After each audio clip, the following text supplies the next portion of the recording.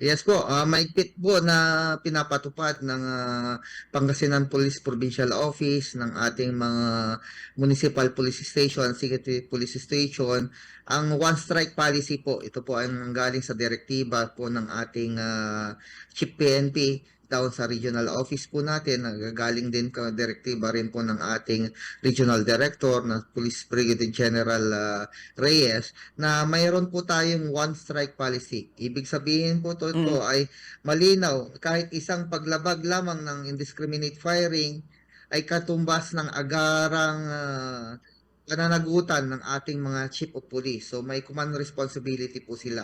Ayun po yung iniikot po ng ating mga red team na pinapalalahanan po ang ating chief of police dito sa one strike policy.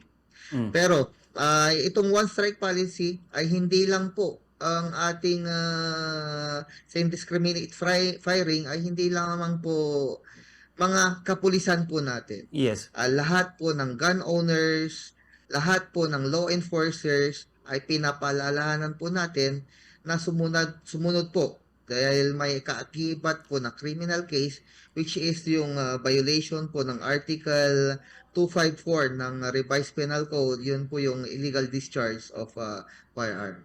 Pero right now po, PD, sa ating pong pag-monitor po sa mga press release, wala pa tayong mga naitala po ng mga indiscriminate firing po as of now dito po sa province of Pangasinan po, PD. Sa awa po naman po ng Diyos at ating pananalangin, wala pa naman po naitatala.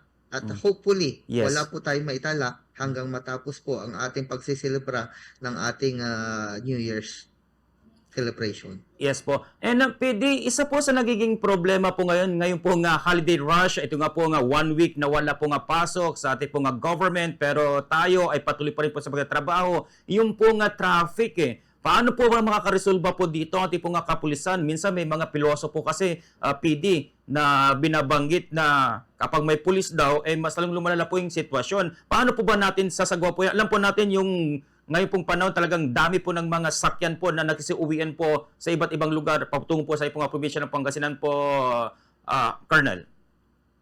Yes po, nakikipag-ugnayan po tayo sa lahat mo ng mga barangay officials natin, municipal officials natin, at nakikipagtulungan naman po sila sa pamanatili ng kaayusan ng kanilang mga area of responsibility, lalong-lalo na dito sa ating mga roads wherein marami pong dumagsa sa atin ngayon na mga turista sa iba-ibang probinsya, which pinagtutulungan po ng ating mga local government officials at police po sa mga ganitong sitwasyon po. Okay. So, paano yan po, sir, na talagang alam naman po natin, kayo pagod na rin po dito, tapos magpapa-traffic pa po. So, sila lang po itatap po natin mga force multipliers po regarding po dyan po, Colonel. Yes po, maximum deployment po tayo ngayon at kagaya po ng yun po yung sinumpang tungkulin po naman namin na sa tuwing ganitong sasapit ang mga holidays ay red alert po tayo, full alert po tayo, na nandyan po palagi ang ating kapulisan upang tumulong at handang tumulong po sa ating mga mamamayan.